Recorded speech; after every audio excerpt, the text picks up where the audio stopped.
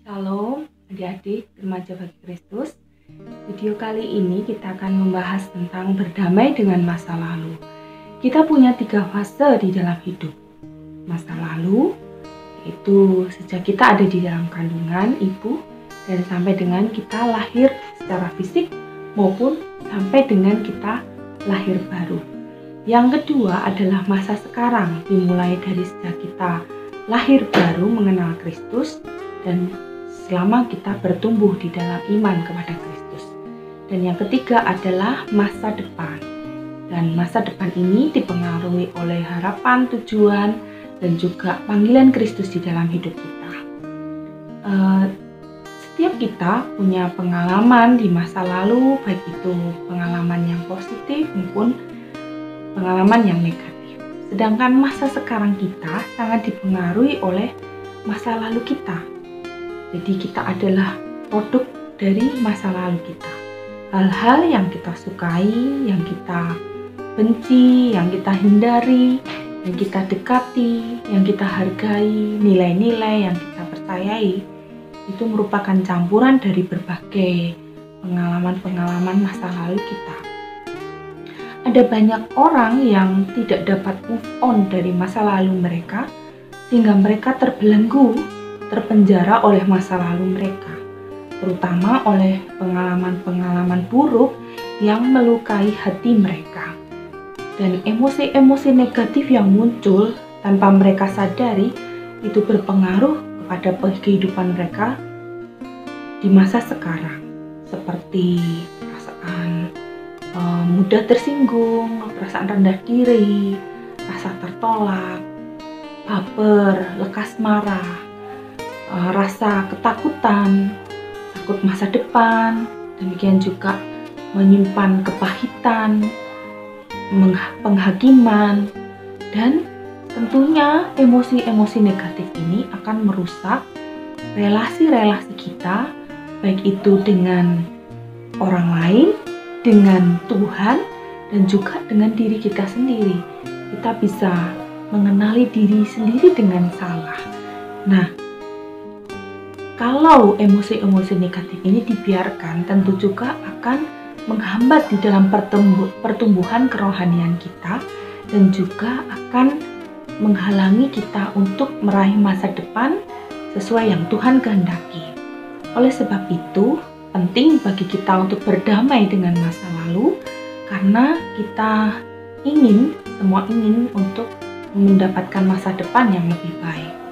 Karenanya kita perlu menyadari dan mengambil keputusan bahwa kita perlu menyelesaikannya dengan Tuhan dan kita perlu menyelesaikannya dengan cara Tuhan, yaitu dengan mengampuni dan melupakan. Mengapa penting bagi kita untuk mengampuni dan melupakan?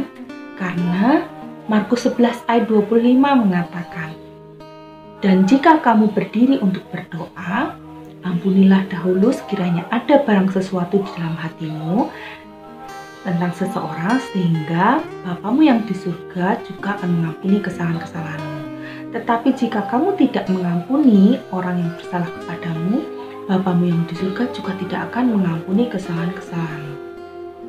Dari ayat ini kita belajar bahwa kalau kita tidak ingin doa kita terhalang, maka kita harus mengampuni terlebih dahulu sekiranya ada sesuatu barang kita menyimpan mungkin kepahitan, menyimpan dendam, kesalahan orang lain, kita perlu mengampuni mereka.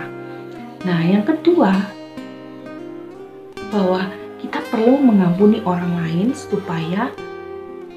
karena kalau kita tidak mengampuni orang, Bapamu juga tidak akan mengampuni kamu. Nah, kita sebagai orang-orang yang sudah menerima pengampunan dari Tuhan, ini adalah perintah Tuhan. Kita perlu mengampuni supaya Bapa juga mengampuni kesalahan-kesalahan kita. Yang ketiga, karena mengapa kita perlu untuk mengampuni dan melupakan? Karena Tuhan ingin kita sembuh dari luka-luka batin kita.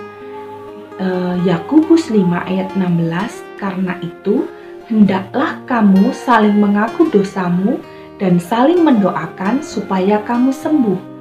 Nah, saat kita mengampuni sebenarnya kita sedang membebaskan tawanan.